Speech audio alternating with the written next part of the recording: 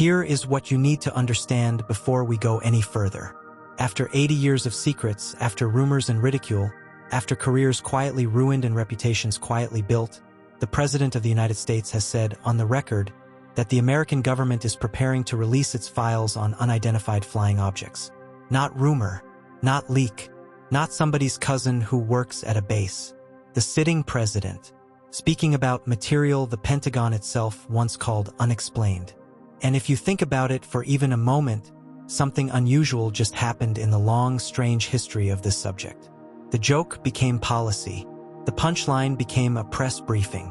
The tinfoil hat was handed very gently to the people who used to laugh at it. So before we rewind the tape, before we trace how we got to this peculiar moment, let me tell you where the story lands. It does not land with little green men. It does not land with a saucer on the White House lawn. It lands somewhere far stranger and far more honest.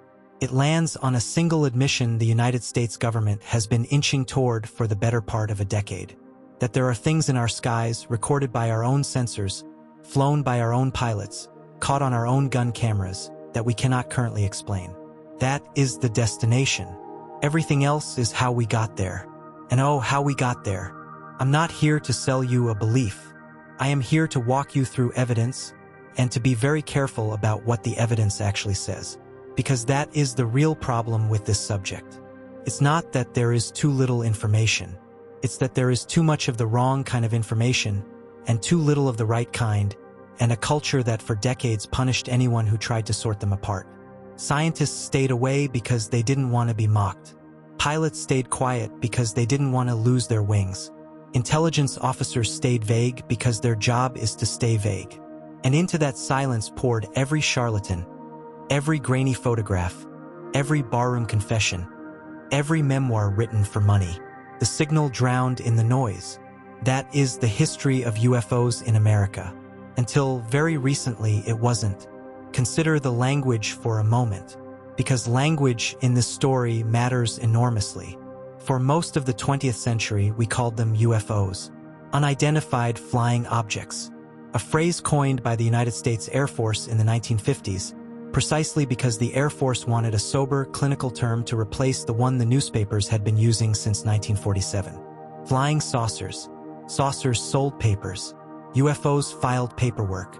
But somewhere along the way, the clinical term acquired the cultural baggage of the one it was supposed to replace. Say UFO in a Senate hearing and the senators start smiling nervously. Say it on a news broadcast and the anchor raises an eyebrow.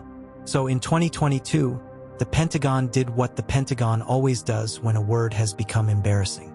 Changed the word. They adopted a new phrase. Unidentified Anomalous Phenomena. UAP. Anomalous because these things aren't always in the air. Some are reported underwater. Some are reported transitioning between the two, which is a polite government way of saying that a thing, whatever it is, entered the ocean without slowing down and without making a splash. That, by the way, is not a physics we understand. Water is roughly 800 times denser than air. Objects that hit it at high speed tend to disintegrate or, at the very least, make an enormous splash. Several Navy pilots have reported watching objects do otherwise. Make of that what you will. The government is no longer sure what to make of it. This is where the president's announcement enters the story. Because when Donald Trump said, in the fall of 2025, that his administration was preparing to release UAP material, he was not inventing a new policy out of thin air. He was stepping into a river that had been flowing for years. A river that started, arguably, with a reporter named Leslie Kean. Flowed through the pages of the New York Times in December 2017, in an article that revealed the existence of a secret Pentagon program called the Advanced Aerospace Threat Identification Program. ATIP. Ran through a series of leaked videos with call signs that sound like they came from a screenwriter. Tic-Tac, Gimbal, Go Fast. Passed through the 2021 preliminary assessment by the Office of the Director of National Intelligence, which looked at 144 incidents and could explain exactly one. Continued through the establishment of the All-Domain Anomaly Resolution Office in 2022, known by the friendlier acronym ARO. And poured into the 2023 congressional hearing where a former intelligence officer named David Grusch sat under oath, in front of cameras, and told the United States Congress that the American government possessed craft of non-human origin. Possessed them, physically, and, he claimed, biological remains as well. That is either the most important sentence ever uttered in a congressional hearing, or it is the most spectacular mistake of a human being's career. And the Congress, to its credit, did not laugh. They asked him questions. They subpoenaed documents. They kept going. So when the current president speaks of preparing UAP disclosures, he speaks into a context that is no longer the context of 1947 or 1967 or even 2007. He speaks into a context in which the military's own data, recorded by its own censors, has been officially acknowledged to contain things that cannot be identified. And that, let us be clear, is the bare minimum of what disclosure can mean. It does not mean aliens. It means we cannot identify something. It is the statement of a mystery, not the solution to one. And yet, because the subject is what it is, the mere statement of the mystery is enough to shake loose 80 years of accumulated cultural weight. 80 years of cover stories, of denials, of classified programs that might or might not have existed, of weather balloons and swamp gas and mass hysteria and Venus seen through a warm atmosphere. 80 years of a subject kept at arm's length by serious people, because no serious person wanted to stake their reputation on something that might turn out, after all, to be a weather balloon. Now serious people are staking their reputations on it. Admirals, senators, former heads of intelligence programs. You can disagree with what they say. You cannot dismiss who is saying it.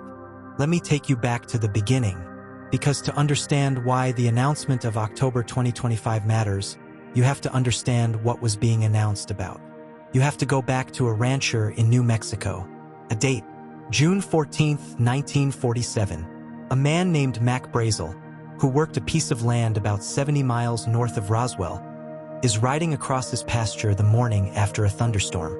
He finds debris, a lot of it, strange debris, thin metallic foil that, by his own account, would not stay crumpled when he crushed it in his fist. Sticks with odd markings, material he had never seen before. A few weeks later, he reports it to the local sheriff. The sheriff calls the Army airfield at Roswell. The base sends out its intelligence officer, a young major named Jesse Marcel. Marcel collects the debris. He drives to his home late at night, wakes up his wife and son, spreads the material across the kitchen floor, and shows them. Tries to tear the foil, fails, then drives the material to the base. The base issues a press release. A press release which, in the course of a single afternoon, changed the grammar of American folklore. RAF captures flying disc. The local paper prints it. The wire services pick it up.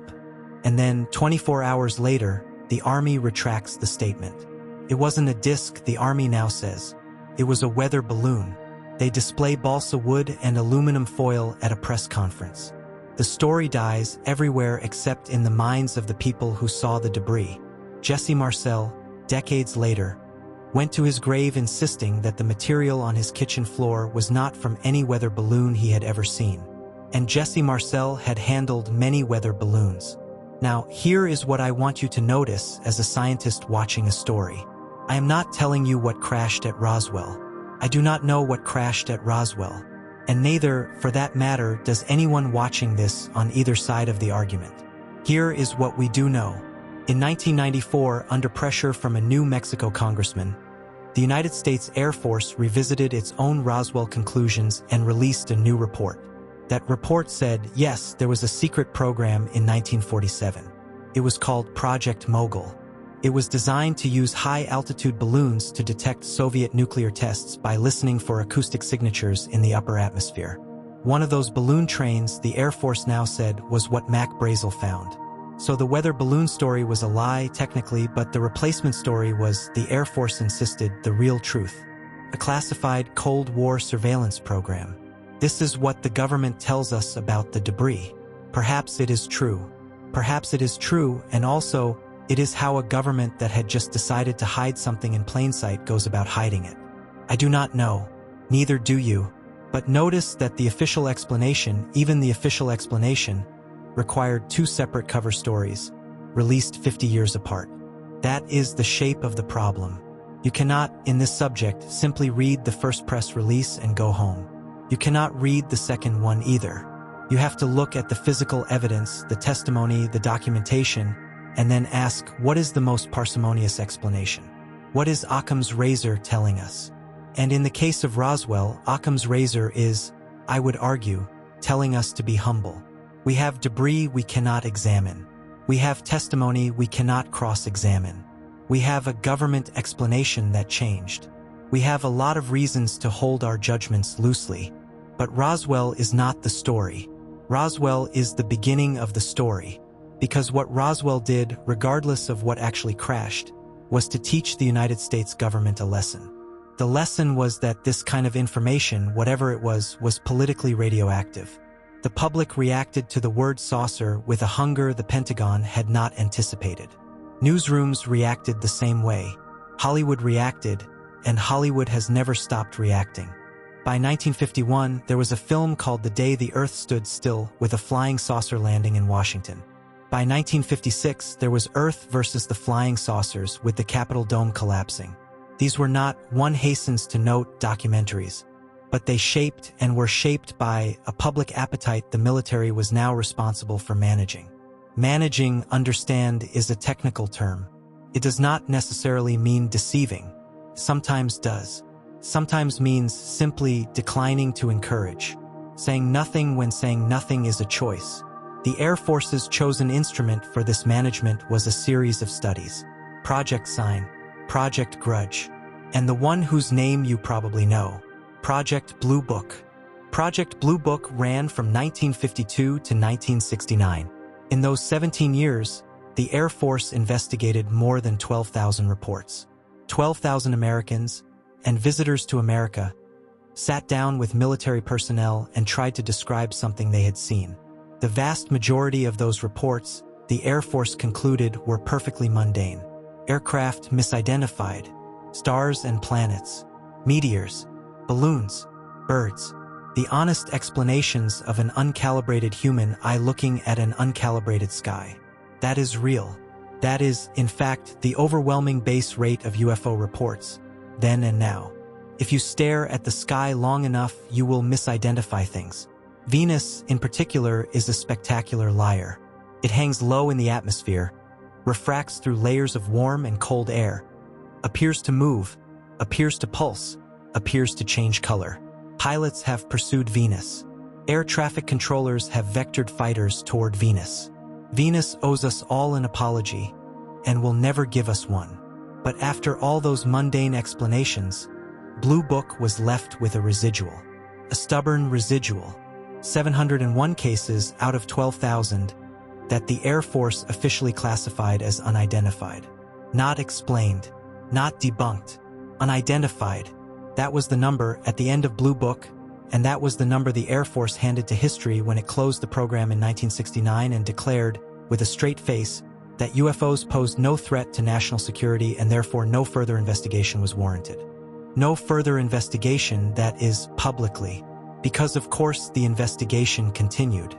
It continued in black budget programs whose names we now know, like ADIP, the Advanced Aerospace Threat Identification Program, which ran from 2007 to 2012, funded in part by the Senate's Intelligence Committee, and which produced the videos the Pentagon was eventually forced to acknowledge.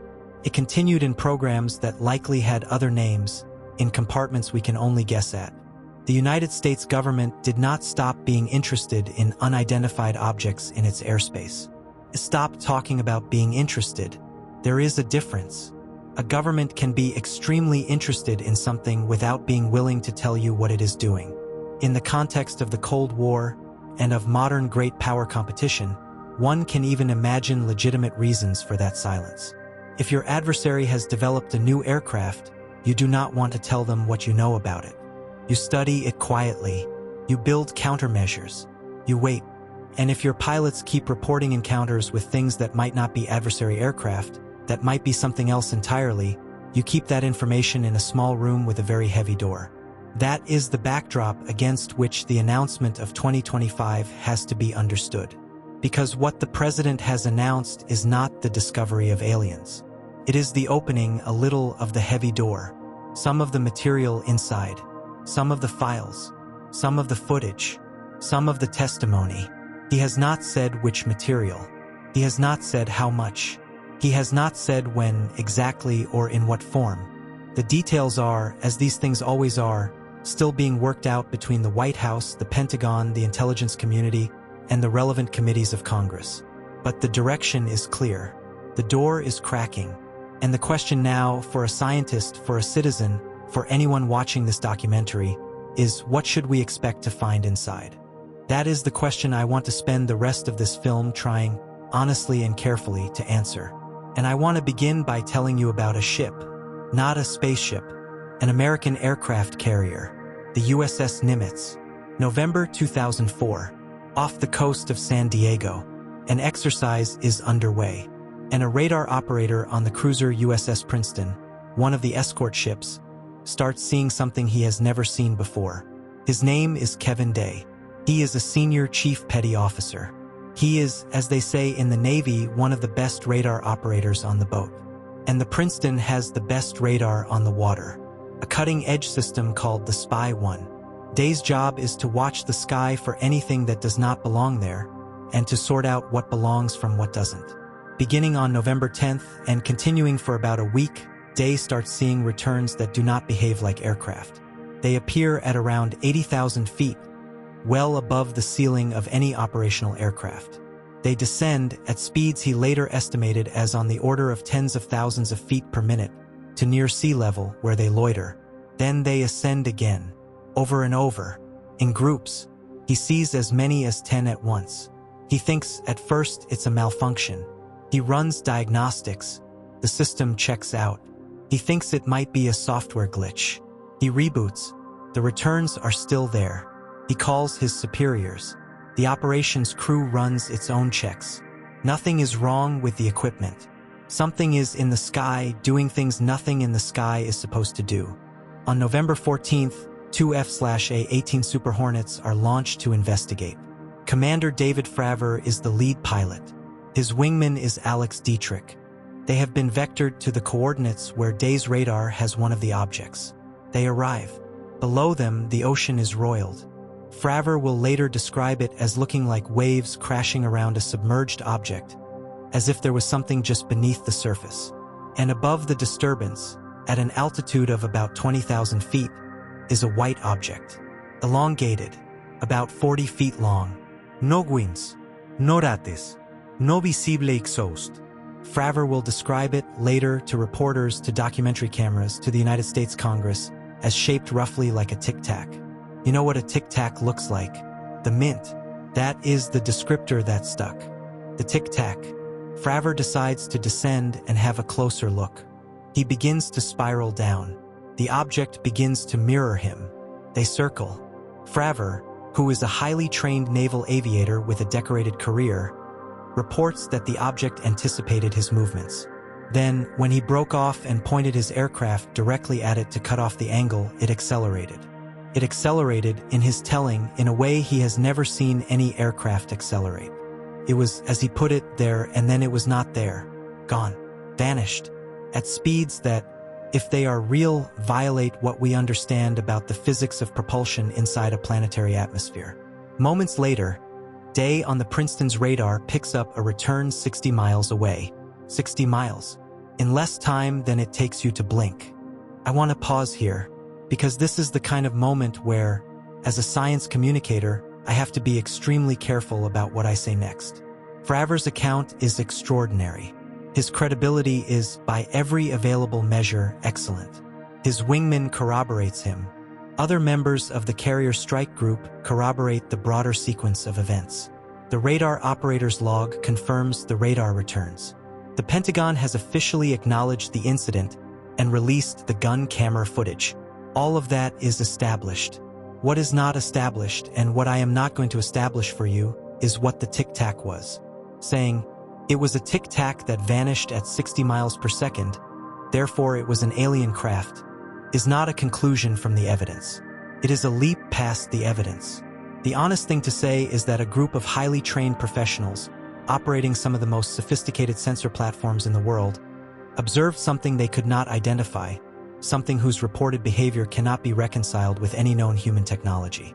cannot be reconciled, that is, with any known technology that those professionals were aware of or that the investigators later were able to find. There are several possible explanations for that gap. One, as I said, is that what they observed was technology beyond our own. Another is that what they observed was an artifact of the sensors themselves, a kind of mass sensor hallucination across multiple systems, which sounds absurd, but complex radar environments can produce complex errors. Another is that it was a classified human program not known to the investigators, perhaps an adversary's, perhaps an ally's, perhaps our own. Another is that it was something we don't yet have a word for, an unknown natural phenomenon. Ball lightning, atmospheric plasma, things that turn out to be real but turn out to be weirder than we thought. All of these are on the table. Honest investigators leave them on the table. The fact that popular culture has a strong preference for one of those explanations because it makes a better movie does not make that explanation more likely than the others. That is the discipline of this subject. And that is the discipline, I will argue, that the Pentagon's own AARO has, in its public statements, tried to adopt. Whether it will succeed is a different question. Whether it will be allowed to succeed is a very different question still. Now rewind 3 years. A different deployment. Eastern Seaboard, 2015. Naval aviators flying off the carrier Theodore Roosevelt are encountering objects almost daily. Not occasionally, daily. These are the pilots whose testimony eventually formed the basis of the 2019 New York Times report that helped kick the entire modern disclosure movement into motion. Commander Ryan Graves is one of them. He will tell 60 Minutes later that by the time he and his squadron completed their deployment, their level of concern had moved from curiosity to something closer to alarm, because the objects were in their airspace, in their operating area, sharing altitude with the jets. At least once, close enough that a pilot had to take evasive action. That is, by the definition of the United States Navy, a near miss. A near miss that did not, apparently, have any business being in that airspace, and whose origin, then and now, cannot be determined. It was from that deployment that 2 of the most famous videos emerged. Gimbal, which appears to show an object rotating on its axis while surrounded by some kind of distortion. Go Fast, which appears to show an object traveling at high speed across the ocean surface. Those videos, when they were released, caused a sensation. And then, as sensations do, they caused a backlash. Skeptical analysts pointed out correctly that parallax effects on a distant object, filmed through a gimbaled camera, can produce motion that looks much faster than it actually is. That the rotation in gimbal may be an artifact of the camera's own rotation, not the object's. That the glow and shape may reflect the camera's infrared processing, not the physical appearance of whatever is being filmed. And the debunkers are not wrong to point this out. These are real issues. These are the kinds of issues that a rigorous analysis has to address. What the debunkers sometimes miss is that the videos are not the evidence. The videos are illustrations of the evidence. The evidence is the pilot's testimony, the radar tracks, the multi-sensor correlations, the logs of the ships. The videos are what remains in the public eye. The classified data is what remains in the archives. And that classified data is, one way or another, what the current administration has said it intends to release. So you see the scale of the question. What comes out of the archive? Will it be more videos, more of the same, more ambiguity? Will it be something substantive? Something that shifts the conversation in a way we can all recognize? Will it be something unexpected? Will it, perhaps, be an explanation, rather than a mystery? An explanation that says, in effect, here is what those objects were, here is the classified program that explains them, and here is why we couldn't tell you until now. That would be, in its own way, as revolutionary as any alien craft. Because it would mean that a significant fraction of the encounters our pilots have been reporting for a generation were produced, knowingly or not, by a human program. And that possibility is one the American public and the American press is not talking about nearly as much as they should be. Because it is not as entertaining. But it is, I would argue, the most likely single explanation for a substantial portion of this data. And it is testable. And it is important. Let me explain why it is likely. American airspace and the airspace over American military operations is the most heavily monitored piece of sky in human history. Radar networks overlap. Satellite coverage is constant. Pilot training is relentless. If something is in that airspace behaving strangely, there are exactly 3 broad categories of thing it can be. Something natural that we don't fully understand. Something human-made that we don't have access to. Or something neither natural nor human-made. That third category is the interesting one to Hollywood. The first 2 categories, though, account for the overwhelming majority of cases, and both are worth investigating on their own merits. A natural phenomenon that consistently fools our most sophisticated sensors is a scientific goldmine. It means we have missed something about the atmosphere or the electromagnetic environment or the behavior of plasma in the upper atmosphere. A human program that fools our sensors is a national security goldmine. It means either an adversary has a capability we didn't know about, or one of our own compartments has been keeping secrets from other compartments, which is a problem the Pentagon very much wants to solve. In both cases, disclosure is useful. In both cases, there is an honest reason to open the files. And there is a dishonest reason to keep them closed. Bureaucracies do not like to admit ignorance. They do not like to admit error. They do not like to release material that they have, in the past, insisted did not exist. The culture of classification in the American national security state has, for at least 4 decades, tended toward overclassification. Things that do not need to be secret become secret. Things that are secret for a valid reason remain secret long after the reason has passed. Documents are classified not because their contents are sensitive, but because the program that produced them was sensitive, and so anything the program touched becomes sensitive by association. This is how you end up with a 70-year-old debris report from New Mexico that still cannot be released in full. Not because it would endanger anyone today, because the machinery of classification was never built for anything to leave it. That machinery is, in the slow way that bureaucracies change, starting to creak open. And the question before us is whether it will open wide enough to actually clarify anything, or just wide enough to generate another news cycle. Let us talk about the 2023 hearing. Because the 2023 hearing is, in a very real sense, what made the 2025 announcement possible. On July 26, 2023, the House Oversight Committee convened a hearing that, in the long arc of this subject, was unprecedented. 3 witnesses, all 3 military veterans, all 3 with security clearances. The first 2 were pilots. Ryan Graves, whom I mentioned, David Fravor, the Tic-Tac pilot. Both told their stories, carefully under oath on camera. Both said essentially what they had said in their New York Times interviews and their 60-minute segments, but now under the legal weight of congressional testimony. The third witness was different. His name was David Grusch. He had been, until shortly before, an intelligence officer with the National Geospatial Intelligence Agency and a member of the Pentagon's UAP task force. And under oath, Grusch testified that he had been informed by multiple cleared individuals of a multi-decade program to retrieve and study craft of non-human origin. He testified that he had been given the names of people to interview, and that he had interviewed them. He testified that the craft existed, that biological remains existed, that the program was compartmented away from proper congressional oversight. And when asked if he had seen these things with his own eyes, he was careful. He said no. He said his knowledge came from interviews, from briefings, from documents he had been shown but could not bring to the hearing because they remained classified. And he said more than once that what he was sharing was what he had been told by people he believed were credible, and that the details of what he had been told were things he was constrained by the Espionage Act from repeating in an open session. That hearing was, depending on whom you asked, either the most explosive moment in the history of American disclosure, or the most elaborate exercise in third-hand storytelling ever conducted in front of C-SPAN. Both of those views have adherents. Both of those views are, in a narrow sense, correct. Grusch's testimony was explosive because a person with his credentials had never before told Congress, under oath, that alien craft were being studied by the American government. And it was third-hand because he himself had not seen the craft. He was relaying what he had been told. The difference between those 2 framings is enormous. One of them says the government is hiding alien artifacts.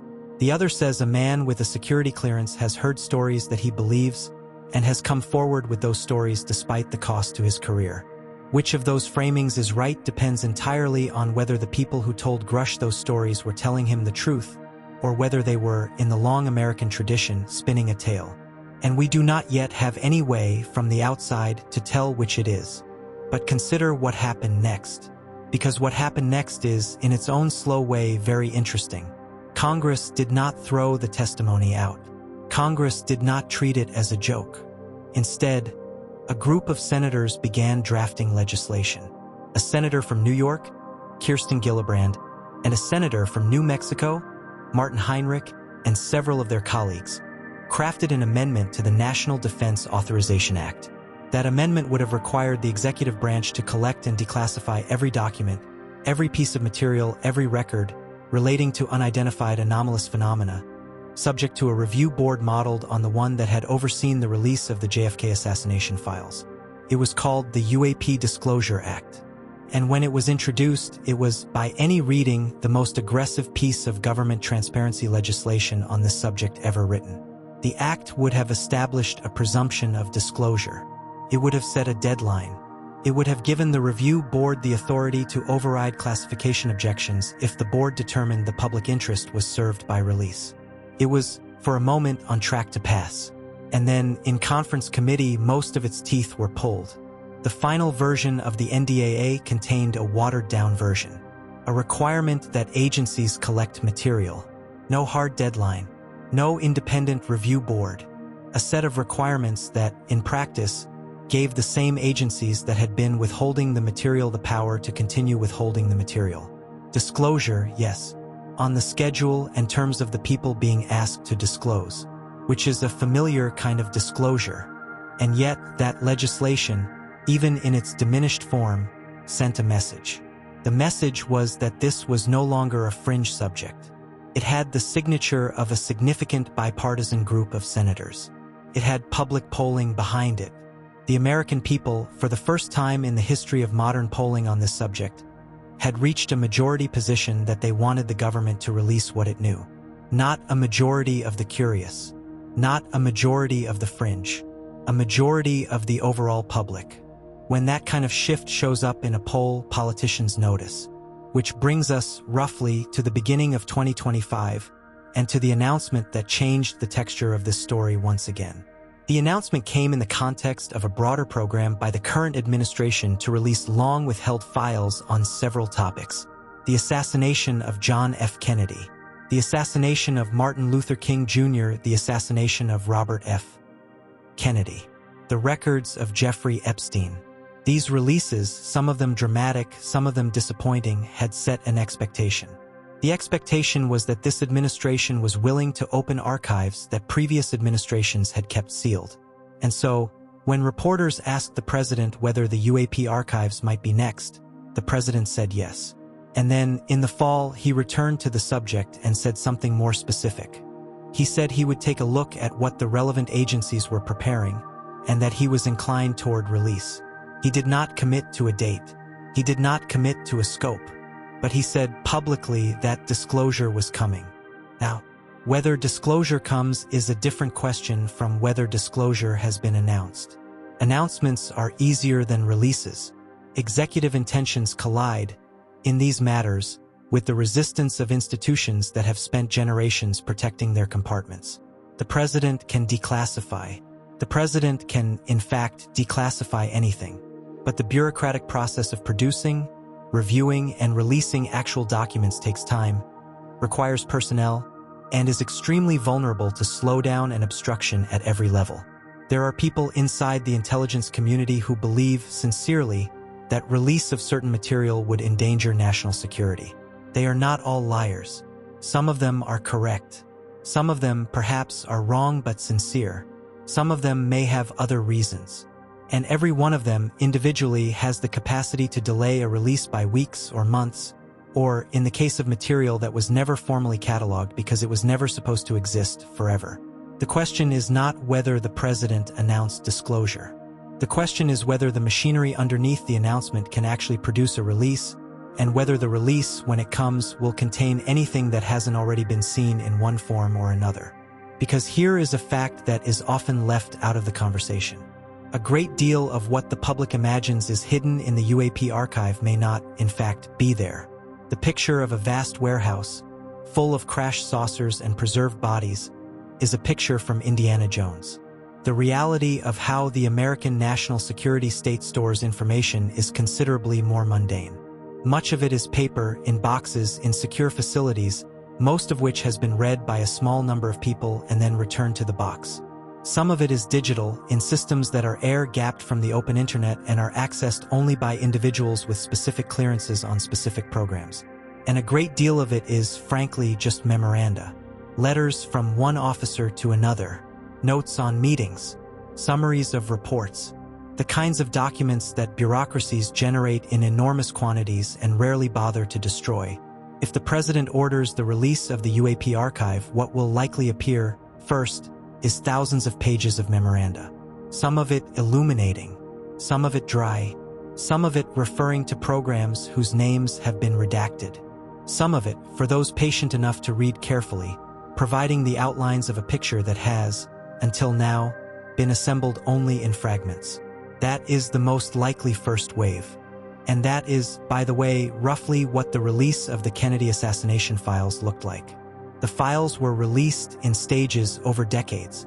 Most of them contained material that had been previously referenced in secondary sources.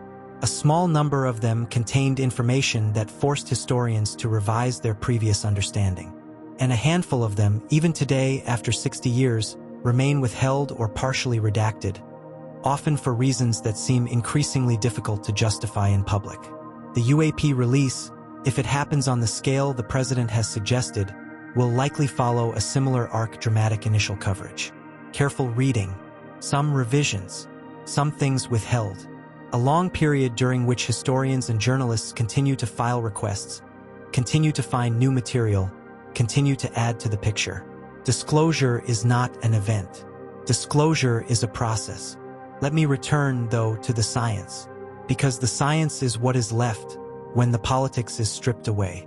The science says this: there are phenomena in our skies that our best sensors have recorded, and that our best experts cannot, with confidence, identify. That statement does not require a belief in aliens. It does not require a belief in cover-ups.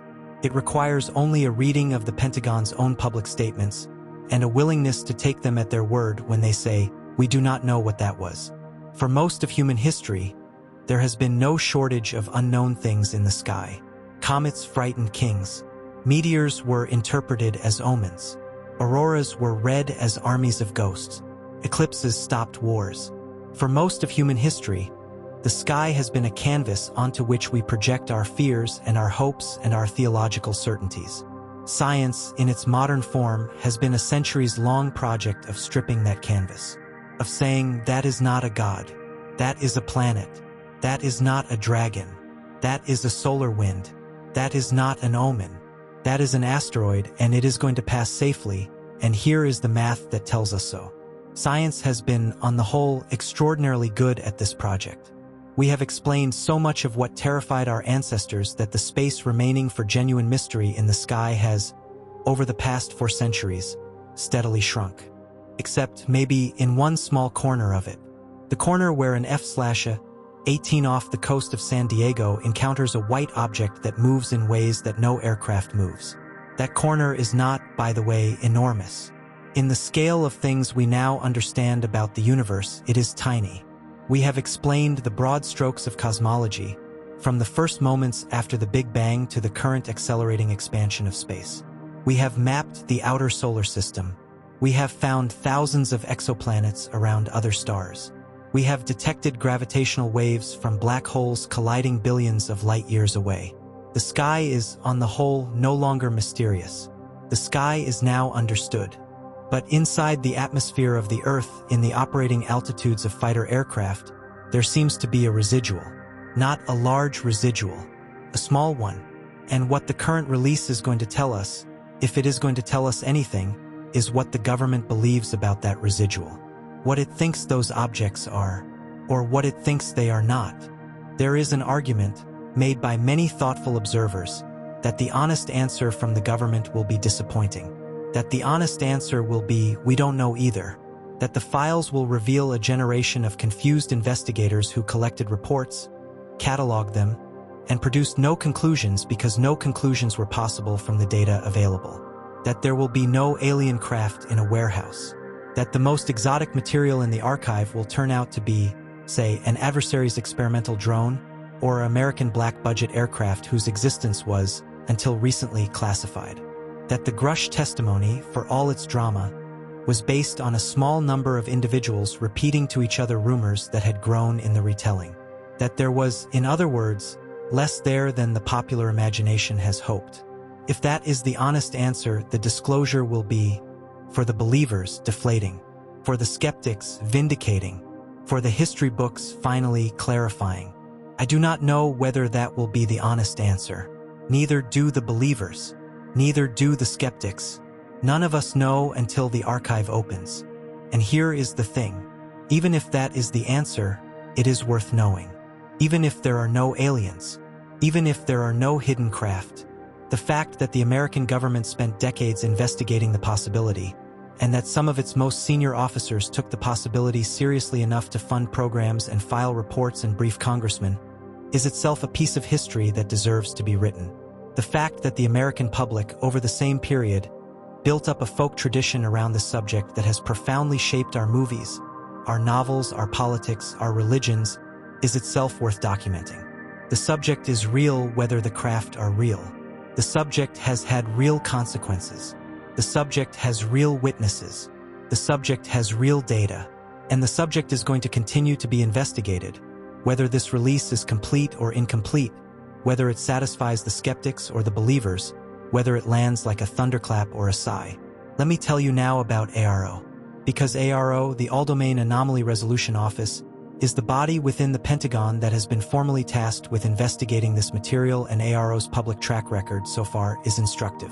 ARO was created in 2022. It took over the responsibilities of earlier task forces that had operated with various degrees of secrecy and effectiveness. It was given a mandate to collect, analyze, and report on UAP incidents across all domains.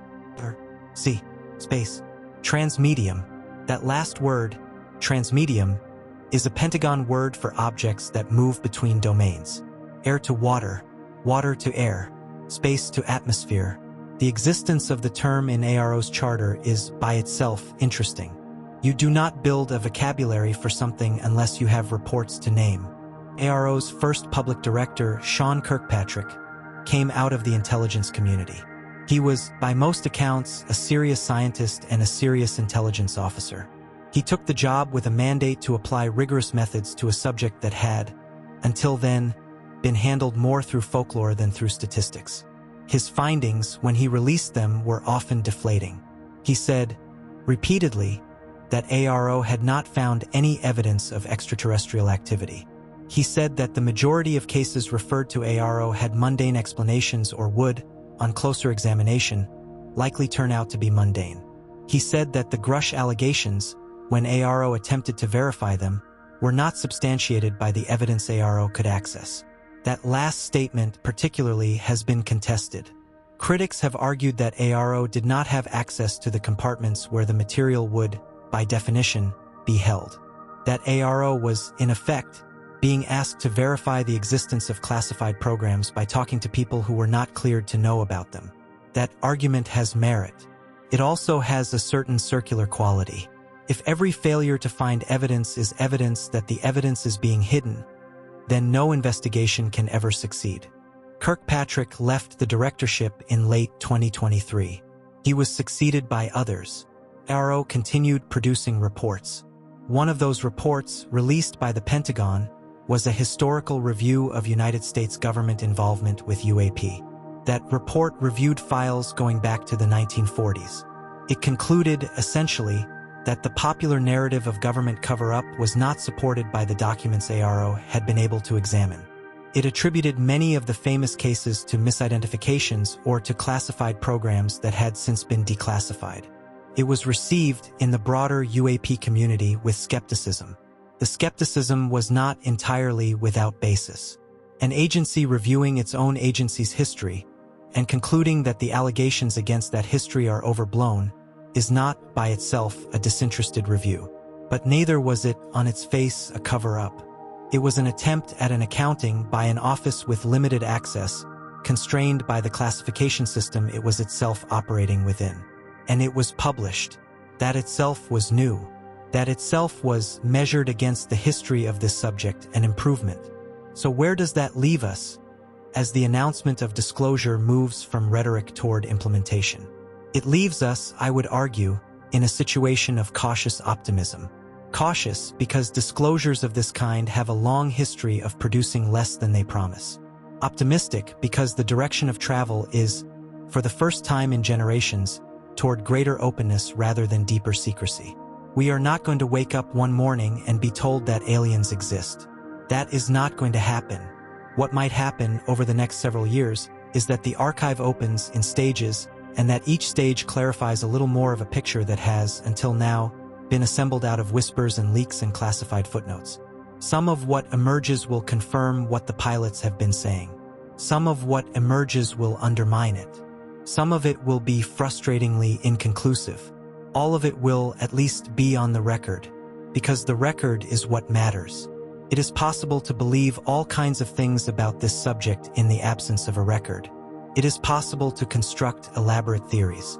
It is possible to disbelieve elaborate theories with equal passion. What a record does to a debate is force both sides to anchor their claims to evidence that can be examined. A released document is a document anyone can read. A released video is a video anyone can analyze. A released witness statement is a statement whose authenticity can be investigated, whose internal consistency can be tested, whose claims can be matched against other documents from the same period. The absence of such a record has allowed the debate to spin for decades without gaining altitude. The presence of a record, even a partial one, is what allows a subject to move from mythology toward history. Let us talk about the pilots again, because the pilots are, in my view, the most important voices in this story. Not the politicians, not the celebrities, not the authors of books with the word cosmic in the title. The pilots.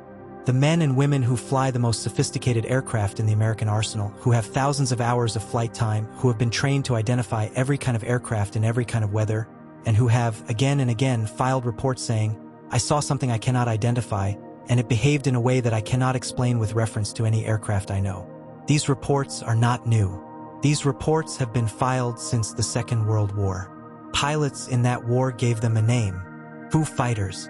Lights that followed formations, kept pace, changed color, did not appear on radar sometimes and appeared sometimes.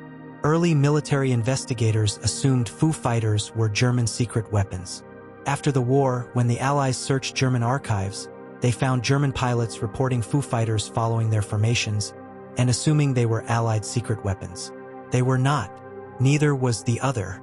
What they were, nobody has been able to say, except that they were reported consistently by trained combat pilots under conditions of high stress, in skies crowded with enemy fire.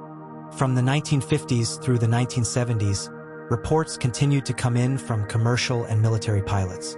Airline pilots over the Midwest. Air Force pilots off the coast of Iran, where a famous 1976 case involved an F-4 Phantom whose weapon systems allegedly malfunctioned in the presence of an unidentified object near Tehran. The case was investigated by the United States Defense Intelligence Agency, whose classified report, released decades later under FOIA, called the incident a classic major case, fulfilling many criteria for a valid UFO sighting. That is a government document. That is government language. That is not a magazine article. The Iranian Air Force, incidentally, was using American equipment. The incident was well documented on multiple sides, and the report remains one of the most striking cases in the modern file. Nothing in the Iranian case has been explained to this day by any official body. Move forward. The 1980s. Over the forests of Rendlesham in England, near an American air base, a series of incidents occurs over several nights in late December 1980. American military personnel, including a deputy base commander, report seeing unidentified objects in the forest. They document indentations on the ground. They make audio recordings of themselves in the forest, describing what they are seeing in real time. Those audio recordings decades later were released. The recordings are striking. You can hear the voices of trained military men, narrating the movement of what they describe as unidentifiable lights, taking ground measurements, trying to keep their composure, clearly reacting to something real enough to be causing them significant concern. The British Ministry of Defense, which eventually acknowledged the incident officially, concluded, in its publicly released files, that the incident posed no threat to national security, which is a statement that carefully avoids saying whether the incident was explained. It was not. It has not been publicly. Move forward again. The 1990s. A series of sightings over the Belgian countryside, observed by thousands of witnesses, tracked by Belgian Air Force radar, pursued by Belgian Air Force F-16s, whose radar data was later released publicly by the Belgian military. The radar tracks showed an object accelerating and maneuvering in ways that Belgian officers said at the time were not consistent with any aircraft they knew about. The Belgian investigation was, in its time, extraordinarily open. The Belgian military released its data. Its officers spoke to the press. They did not claim aliens. They claimed they had tracked something they could not identify. And that, in the end, is what so many of these cases come down to. Not aliens. Not impossibility. Just the stubborn, repeated, documented experience of trained observers watching something they could not name. Move forward once more. The 2000s and 2010s. We are back now in the era the New York Times piece illuminated. The Tic-Tac incident. The gimbal and go-fast videos. The East Coast sightings off the Roosevelt. And here is where the story finally crosses a line.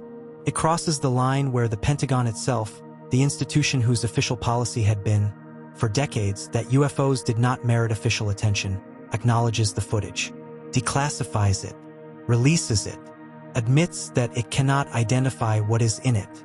That admission in 2020 was the end of an era. The era in which the official American position on unidentified objects was, roughly, that the subject was below the threshold of official concern. The new era, the one we are living in now, is one in which the subject is officially of concern, and in which the President of the United States can speak publicly about disclosures without causing any raised eyebrows in a serious briefing room. That is a change. That is a very recent change. That is, in the long arc of this story, the development that makes everything else possible. Let me try now to tell you what I think is actually going to happen. Not what I hope will happen. Not what the most enthusiastic believers hope will happen. What I think soberly is likely to happen, based on the trajectory of similar declassifications in the past. First, a tranche of documents will be released, possibly several tranches rolled out over weeks or months. These will include internal memoranda, investigation reports, some redacted names, some redacted coordinates, some redacted sensor specifications. The documents will cover cases from the 1940s onward. Much of what they contain will have been referred to, in part, in the memoirs of retired intelligence officers, in journalism by reporters who have worked on this subject for decades, in the work of researchers like Leslie Kean, George Knapp, Ross Coulthart, and others who have been cultivating sources inside the community for years. Much of what is newly released will corroborate what those researchers have been saying, without necessarily proving it beyond dispute. Some of what is released will contain surprises. Specific cases, specific programs, specific chains of command that had not previously been known. Those surprises will generate a significant media cycle. That cycle will last perhaps a few weeks. Then the cycle will move on. Scholars will continue to work with the new material for years. Second, some amount of imagery and sensor data will likely be released alongside the documents.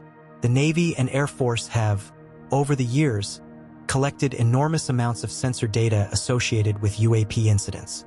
Radar returns, forward-looking infrared, electro-optical footage, weapons system records. Much of it is classified because the sensor capabilities themselves are classified, not because the phenomena are.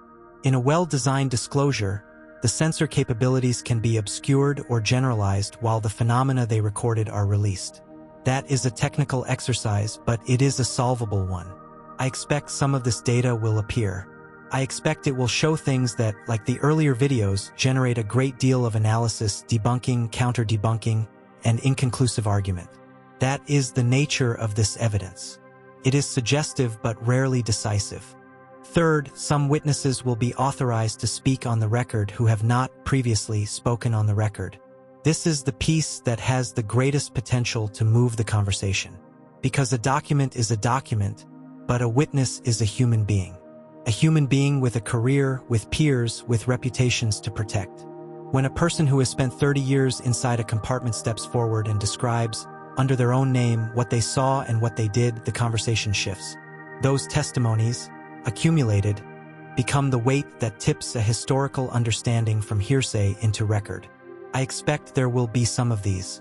I do not know how many. I do not know who. But the legislative and executive pressure, over the past 3 years, has been toward creating legal protections for such witnesses to come forward. Those protections are starting to be used. More will use them. Fourth, and this is the part that most interests me as a scientist, there will likely be some release of data that allows, for the first time, proper scientific analysis by civilian researchers. The data that exists inside the classified archives has, until now, been reviewed by cleared analysts inside compartments on government timelines under government constraints. When that data leaves the compartment, it enters a very different intellectual ecosystem. Physicists can examine it. Atmospheric scientists can examine it. Aerospace engineers can examine it. Image analysts working independently using open source methods can pore over it in ways that classified analysts never had the time or the mandate to do. That is the difference between proprietary data and open data. That is the engine that has powered so much of modern science. Data that leaves the laboratory where it was collected and enters the wider community gets analyzed in ways its collectors never anticipated. Some of those analyses produce explanations. Some produce new questions. All of them improve the overall understanding. Fifth, and this is a disappointment for some, there will likely be no recovered craft publicly displayed. There will likely be no biological remains publicly displayed. There will likely be no news conference at which a government scientist stands beside a piece of alien technology and explains it to reporters.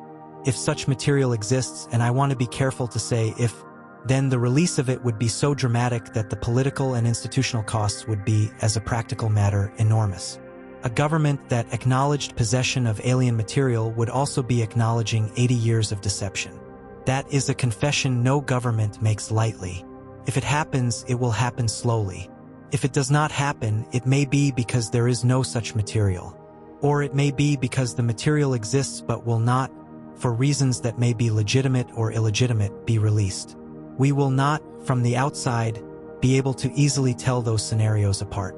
That ambiguity is going to persist. Now, let us take a breath and look at this from a higher altitude. Because the story we are telling, the story of a nation gradually confronting a question it has avoided for 80 years, is not just a story about UFOs. It is a story about the American relationship with official secrecy. It is a story about the balance between national security and democratic accountability. It is a story about what a government owes its citizens about the sky they live under. And it is, at its deepest level, a story about the human capacity to look at something we cannot explain and to decide what to do with our ignorance. Ignorance, in most of life, is a temporary condition. We do not know something, we learn it, we know it. We move on. But there are categories of ignorance that resist that easy resolution. Ignorance about the origins of the universe. Ignorance about consciousness. Ignorance about what happens to us after we die. And, apparently, ignorance about what is in our skies. That last category is the smallest of the four. It is also, in its own narrow way, the one that matters most immediately to a defense department whose job is to know what is in the skies above the nation it defends. Consider that phrasing. The job of the Air Force, the most simple possible way of describing it, is to control the sky over the United States. For a major American military institution to say, even in a single case we saw something in the sky that we could not identify, is an admission that cuts against the core competency of that institution. That is why these acknowledgments are so slow and so carefully worded. It is also why, when they come, they are meaningful. The Navy in 2020, in releasing the 3 famous videos, said a great deal by saying very little. They said, in effect, these are authentic recordings, they show objects we cannot identify. We release them so there is no further confusion about whether the recordings are real. That was, in the institutional language of the Navy, a very large statement. A larger statement than most of the headlines made of it. Let me take you now into some physics, because one of the most striking features of this subject, when you read the pilot testimonies carefully, is that the reported behavior of these objects seems to violate what we understand about how things move through air. I want to be careful here. I want to be precise about what the pilots have said and precise about what that would require if the reports are accurate and precise about what the alternatives are. The Tic-Tac, according to Fravor, accelerated from a hover to out of sight in a fraction of a second. If that acceleration is taken at face value, the g-forces involved would be, by estimates of physicists who have looked at the case, in the range of hundreds or thousands of gs. Human pilots lose consciousness at around 9 gs. Fighter aircraft are structurally limited to, generally, less than 20 gs. If an object accelerates at 500 gs, there is no biological pilot on board, at least not any kind of biological pilot we know how to design. There might be electronics. There might be, theoretically, a propulsion mechanism that does not rely on thrust in the ordinary sense. But there are conservation laws that would apply in any case. Conservation of momentum, conservation of energy. An object that accelerates requires energy. A lot of energy. Where does it come from? Where does it go? We do not, at present, know how to build anything that accelerates at hundreds of gs without producing a great deal of heat, a great deal of noise, and a considerable electromagnetic signature. The pilots, when asked about heat and noise, report generally neither. No sonic boom. No visible exhaust. No thermal bloom on the infrared. This is, when you sit with it, quite a puzzle. And there are several ways to make sense of it. The first is that the observations are mistaken. That the object did not actually accelerate as much as it appeared. That the apparent acceleration was a sensor artifact, or a visual illusion, or a misperception of distance. This is a reasonable hypothesis, and the debunkers have made a number of it. The parallax argument about gimbal, for example, is a version of this. The object may not have been rotating. The camera was rotating, and the object was, as seen through the rotating frame, appearing to rotate. That is plausible. It is also, in that specific case, contested. The analysis cuts both ways. The second way to make sense of the physics puzzle is that the object is doing something we do not understand.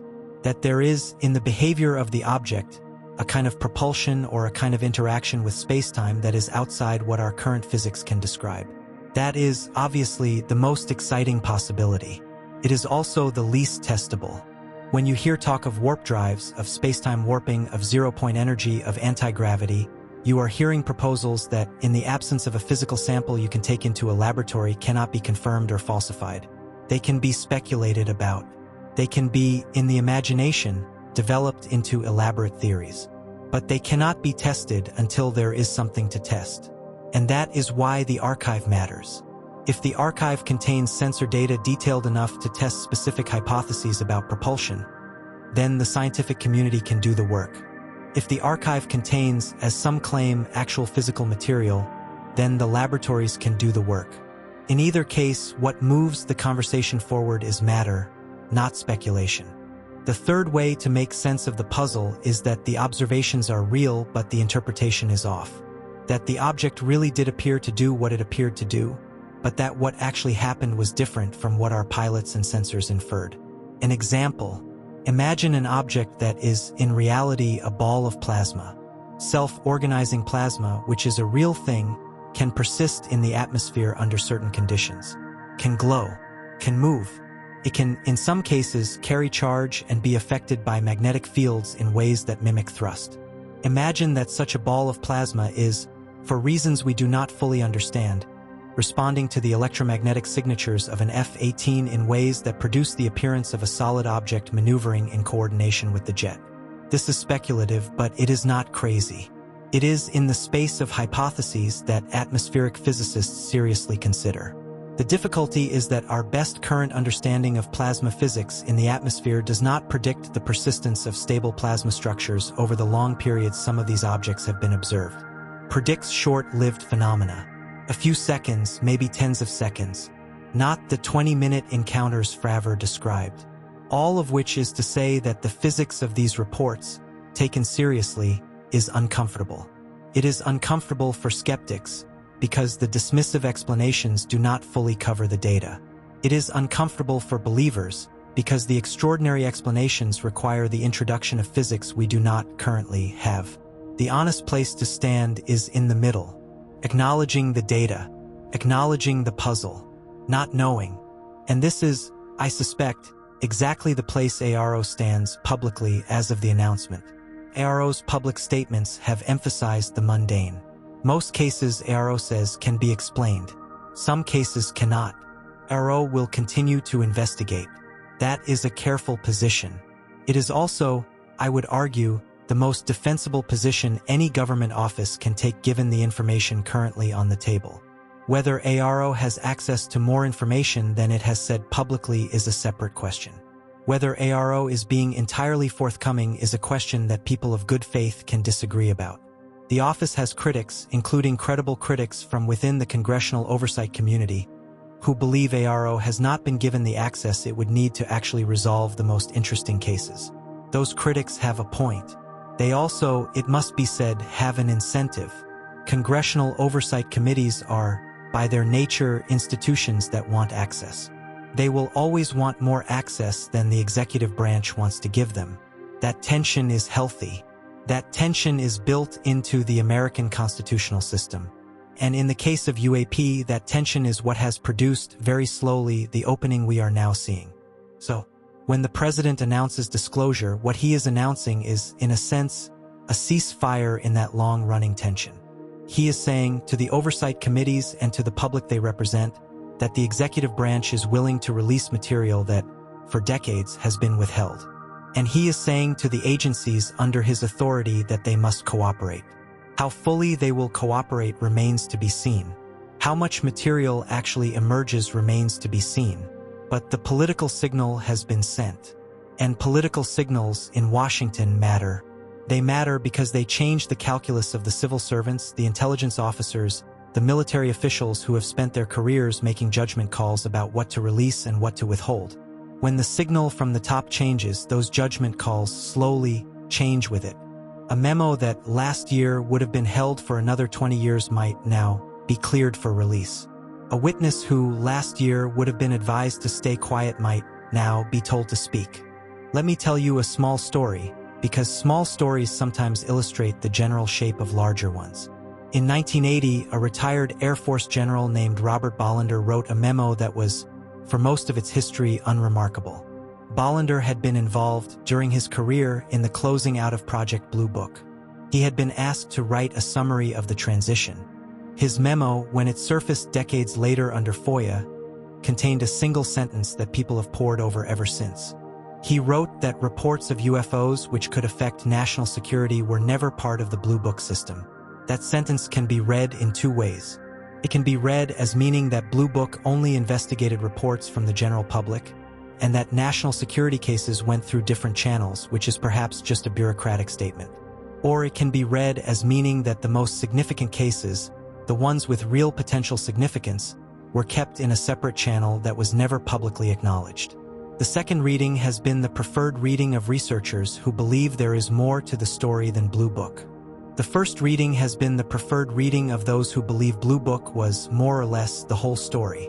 Bollender's memo is a single sentence, and yet entire books have been written around its interpretation. That is what happens when a subject is starved of information. Every scrap becomes a meal. The release the president has announced would, if executed, end some of that interpretive gymnastics. If there was a channel separate from Blue Book, the channel's records are either still in the archive or they are not. If they are, they will at some point be released. If they are not, then Bollender's sentence will take on a different meaning. That is the value of records. They resolve, even when they disappoint, the questions that were asked in their absence. Let me talk now about the cultural side of this, because one of the most fascinating things about the UAP story is the way it has shaped and been shaped by American popular culture. Think about this for a moment. The word saucer, applied to a flying object, comes from a newspaper account of the 1947 Kenneth Arnold sighting over Mount Rainier. Arnold, a pilot and a businessman, reported seeing a formation of objects flying past Mount Rainier at what he estimated to be impossible speeds. When a reporter asked him to describe the motion, Arnold said they moved like a saucer skipping across water. The reporter wrote the word saucer, and saucer, by the following morning, had attached itself to the objects themselves. That was a linguistic accident that shaped half a century of folklore. Arnold was describing the motion. The newspapers attached the word to the shape. Within weeks, the American public was seeing saucers in the sky. Thousands of reports came in. The Army scrambled to investigate. Within 3 weeks of Arnold's sighting, the Roswell incident occurred. Within months, the Air Force had Project Sign Up and running. Consider what that means about the power of language in this subject. Pilot saw something. A reporter wrote a phrase. A phrase shaped a narrative. A narrative shaped public perception. Public perception shaped government response. Government response shaped the next generation of reports. Reports shaped Hollywood. Hollywood shaped the next generation of perception. And around it went, for 80 years, with the shape of the saucer becoming more and more fixed in the public mind until, by the 1970s, everyone knew what a UFO was. It was disc-shaped. It had lights underneath. It hovered silently. That was the UFO. And then, over the past 20 years, the shape changed. As more sightings were reported, as more videos were released, the dominant morphology in the reports shifted. The saucer did not disappear, but it was joined, and in some reports overtaken by other shapes. Black triangles, cylinders, spheres, tic-tacs, gimbals. That last one, gimbal, is the name of a video, but the object in it has a distinctive domed and flattened appearance. What is remarkable is that the shape of the reports changed as the observers and the sensors changed. In the 1950s, when people were seeing with their eyes and describing in words, the dominant shape was saucer. In the 2000s, when pilots were seeing through infrared and radar, the dominant shapes are more varied and more, you might say, engineered. Shapes that look less like the products of Hollywood imagination and more like the products of technical design. A triangle is not a shape that easily evokes the 1950s idea of a flying saucer. A triangle is a shape that might charitably be what you would expect if an engineered object was being observed at a distance through thermal imaging at night. Triangles became common in reports in the 1980s and have been prominent ever since. The famous Phoenix Lights incident of 1997, in which thousands of witnesses in Arizona reported an enormous V-shaped formation of lights moving silently across the desert sky, is a triangle case. The Belgian wave of 1989 and 1990 was largely a triangle case. These are not saucers. These are not Hollywood. These are something else. What is the something else? We do not know for certain in any given case.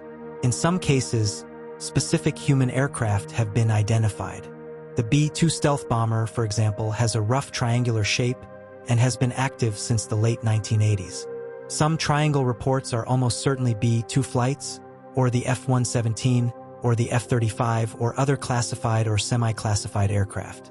A portion of what the public reported as unexplained triangles was, in fact, classified American aircraft being operated in the public eye before those aircraft were officially acknowledged. That is one of the known, documented functions of classified aircraft programs. They produce UFO reports. The Air Force has, in some cases, benefited from the UFO interpretation because it deflected attention from the actual aircraft being tested. This is not speculation.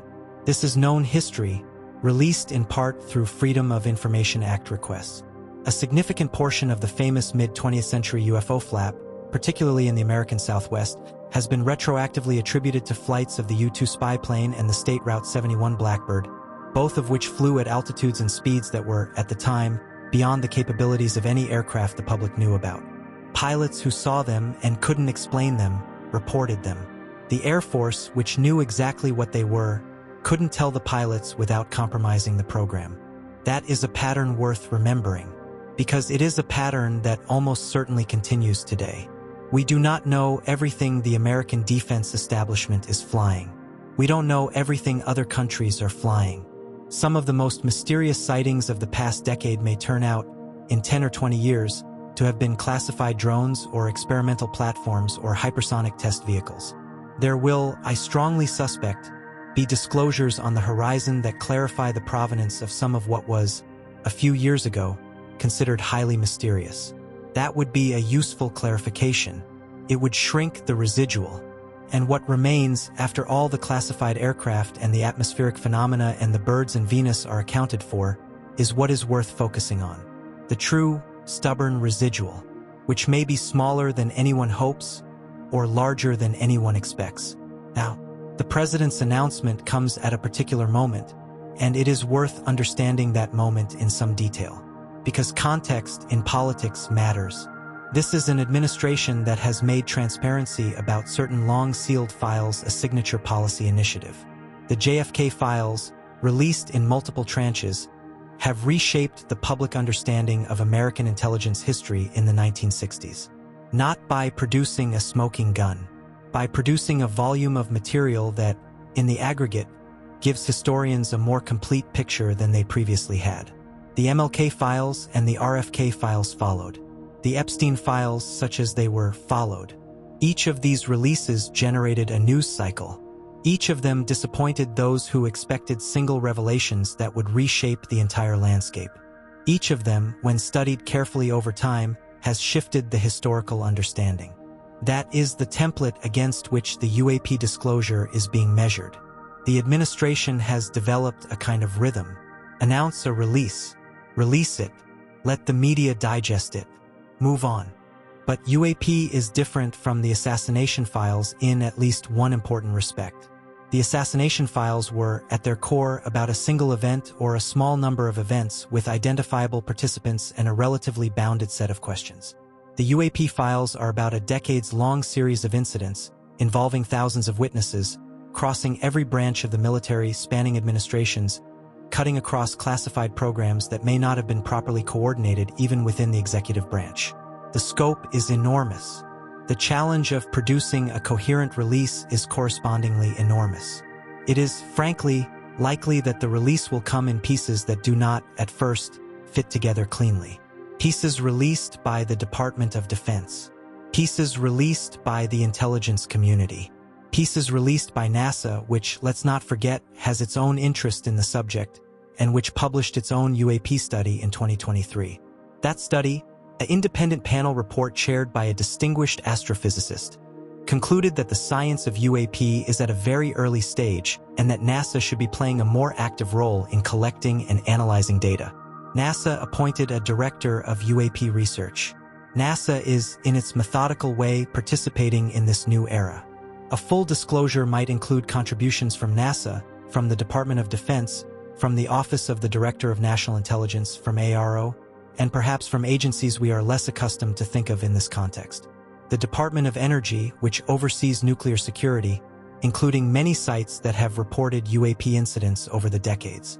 The Department of Homeland Security. The Federal Aviation Administration.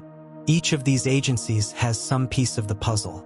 Pulling those pieces together into a coherent release is a project of significant logistical complexity.